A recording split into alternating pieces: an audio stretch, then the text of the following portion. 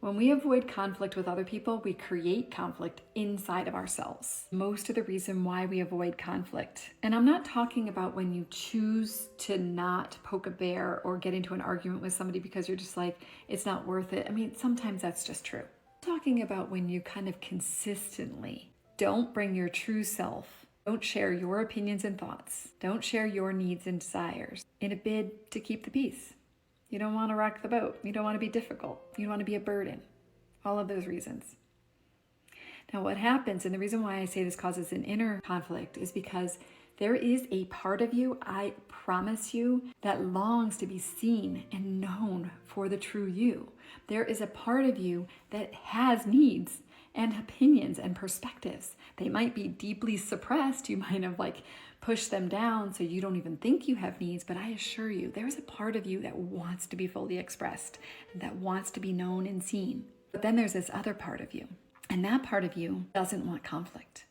And in some ways, the fear of disappointing somebody, upsetting somebody, or causing strife is way scarier and way more painful in your mind than abandoning yourself, that you're still willing to abandon yourself. But the problem is this: at some point in your life, usually for most people around midlife, we get sick and tired of abandoning ourselves. It starts to affect our health, our mental health, our emotional health, our physical health. It starts to get in the way of the relationships that we want. We start to feel like our energy is drained by doing this. And all of a sudden we're like, I want something more. I want to be able to speak my truth. I want to be able to have an opinion on this. And we don't know how to get out of it. And we have to be brave. That is the key.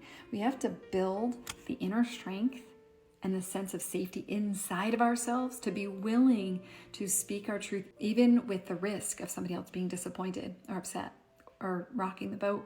That's one of the biggest things I teach women, is how to build this inner strength and safety to fortify ourselves so that we start to get our validation and our approval internally, rather than waiting for other people, trying to stay safe and feeling like we have to be so careful.